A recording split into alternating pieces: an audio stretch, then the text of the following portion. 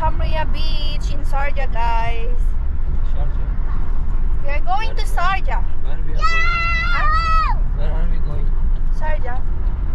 Are you sure you write it correct? Why it's writing Al Quwain, Baba? That's what I'm saying. You are correct. Or the road is writing Al Quwain?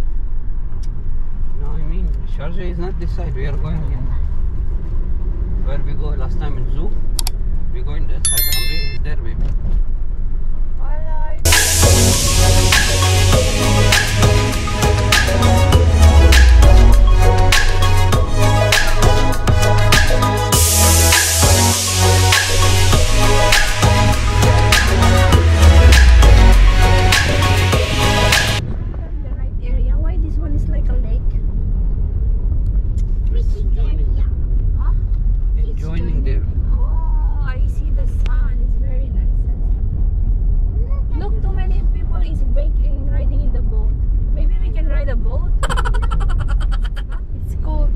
Every time we go for beach, if not hot, very hot, it's cold.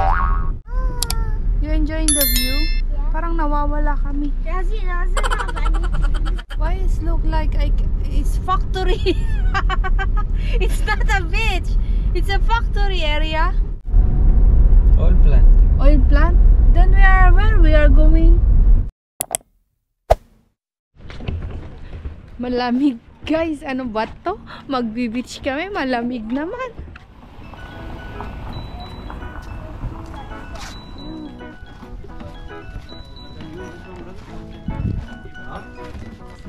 See? Look, Baba will pull the cart. Yay!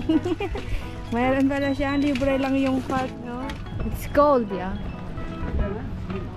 Yeah, there's snow. Cannot swim. What's this? Disabled floating beach? What's meaning? Disabled floating beach. Ah. Oh, it's clean here.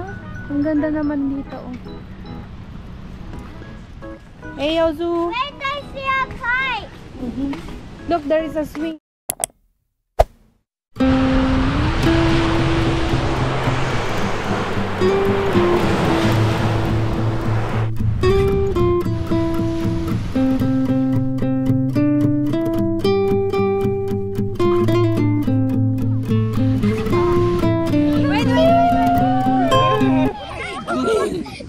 It's recording this side, not that side. Jump, Yazi! Jump, Yazi! One! Run. Try to jump. Buddy, come. No. What happened?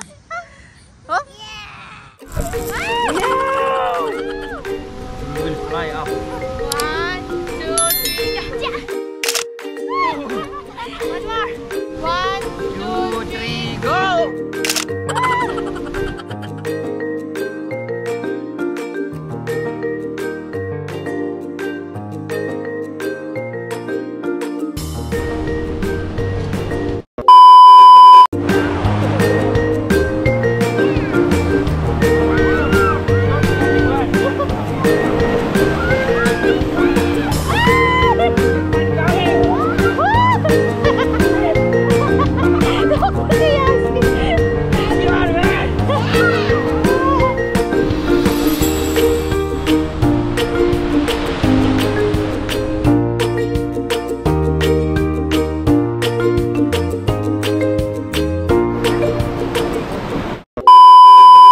Na ako ni Yasi, guys. Gabi na, madilim na. Wala, late na late kaming pumunta dito. Kailangan dapat maaga ka pumunta dito para ma-enjoy mo mag-swimming, ganyan. Go straight away. Baba is there. In the other side. Yun si Yasi, tinanggal na ang short. Naka-boxer na lang. Kasi nabasa na yung short niya, guys. Ayan. Maganda dito, guys, malinis, may toilet and everything. Maganda sa summer. Pero pag summer kasi sobrang mainit naman pag summer. Kaya maganda lang yung katamtaman, yung medyo dapat nung last month. Maganda yung yung klima nung last month. So wala si Mr. Ayun, nandun. Yeah, si here.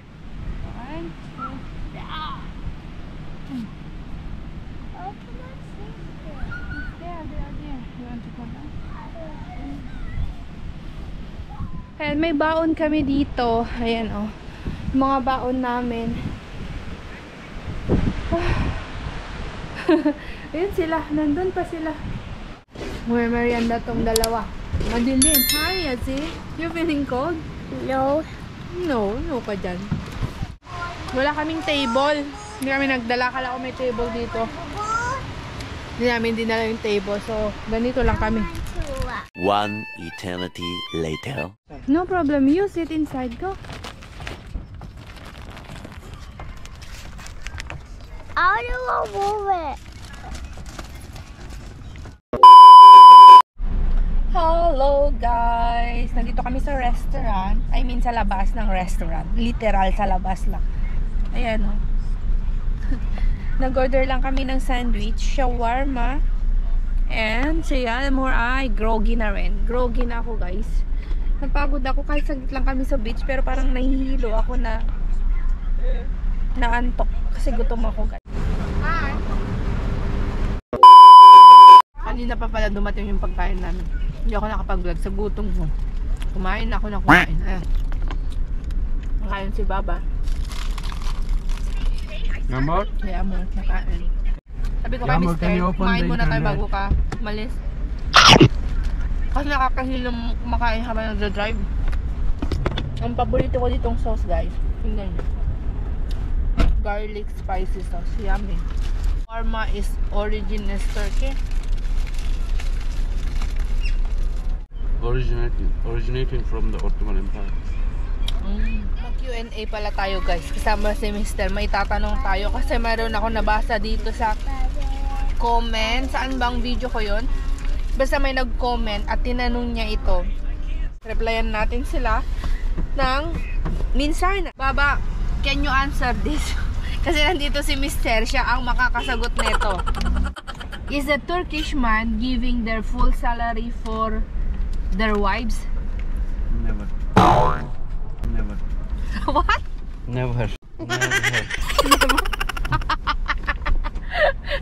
Because in Philippines, if the husband and wife in Philippines, di ba sa mga Pilipino guys, in Philippines, if they are husband and wife, the full salary of the man, they are giving to the wife, and the wife is the one who is making budget. They are budgeting for the kitchen and everything, for the payments, for the bills, for the house. Hindi siguro lahat ng Pinoy, pero mostly yun yung nakasanayan sa Pilipinas. Parang naalala ko yung tatay ko before, pagka namamasada siya, lahat ng antag dito, kinita niya for the whole day, iniintriga niya yan sa nanay ko. Si Mr. kakaiba guys. What you said? Your full salary is not? You are not giving to your wife?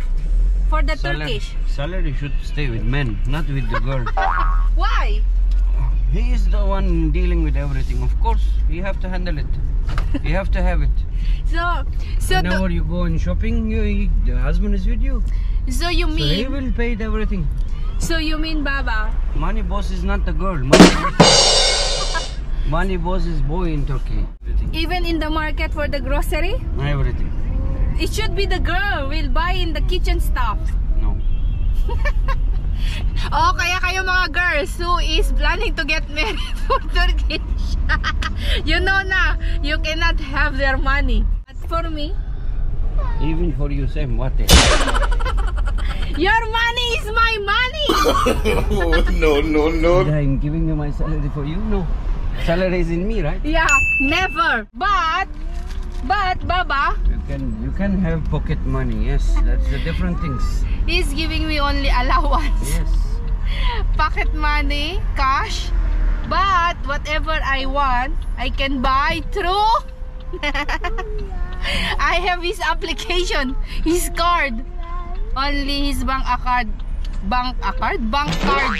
Nasa mobile. Kasi mostly dito guys sa Middle East, mostly here, all shopping, market, even in the grocery, you can pay by card. Itatap mo lang yan kahit hindi yung actual na card, kahit hindi yung actual na credit card yung itatap mo. Okay lang, nasa kanya yung actual credit card niya, or credit card yung account niya. ATM niya. Pero naka-install yan sa yung application, naka-install yan, naka-save yung bank account niya sa phone ko. So whenever I buy online or cash or in the markets, itatap ko lang yung phone ko, guys. What is that? Yun lang yung access ng mga Pilipina wife.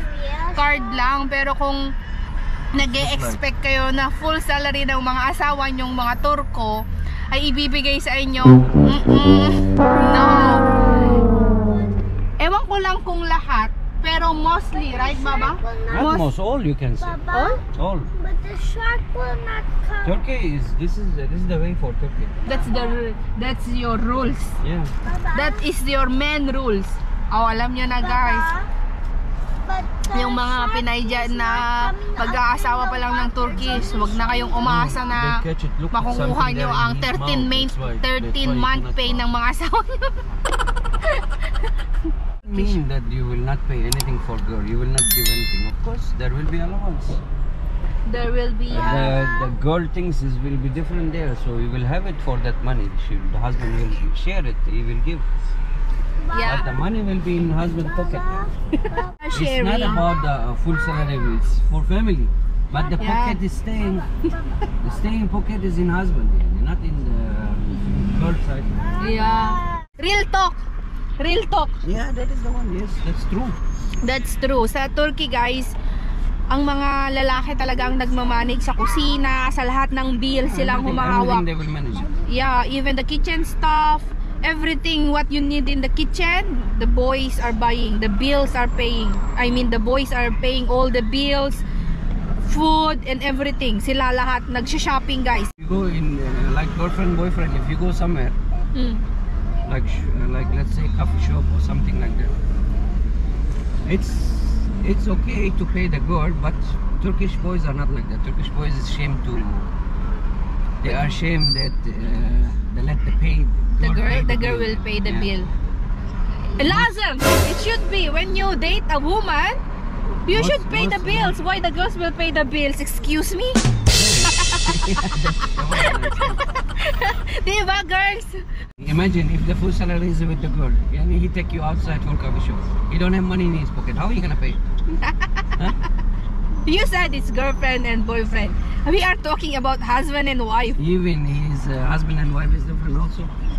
But he has a family also. He can give his salary for family also. Sharing this because some of my subscribers, they are asking if the men in Turkey, they are giving the money for their wives. I mean their full salary. Who is handling the things like that? Money is for family, yes. But the staying area, it's with men. It doesn't mean that money is staying with men and he will eat all for himself. No. It's for family. Yes. But who is managing the money yeah, for it's a men? man, Taga-manage ang lalaki, hindi ang babae. In Philippines, the manager is the girl. Pero hindi naman siguro lahat. Maybe some Turkish, they are giving, some Turkish maybe they are not like that. I never heard about that one. Ayaw niya talagang pumayag, guys. So, alam nyo na yan. Because you know, for the previous month, too many people who is sending me, even in my private WhatsApp, they're asking how is the Turkish guy, how they are managing at home, like this. So, alam nyo na, nanonood sila ng vlog ko, guys. What is it? Kung isa kayo doon, ayan, nasagot ko na yung mga tanong nyo kasi may mga nagko-comment din, nagme-message sa akin sa WhatsApp ko. Where is it? What? Direct talaga, hindi sa messenger, sa WhatsApp ko. Nandito na kami sa bahay. Papasok na kami ng ano, ng tawag dito, ng parking, ayan. Yeah, amor, how's your shawarma, princess? There is some half, she don't finish baba, oh. No, I'm asking she's full with that.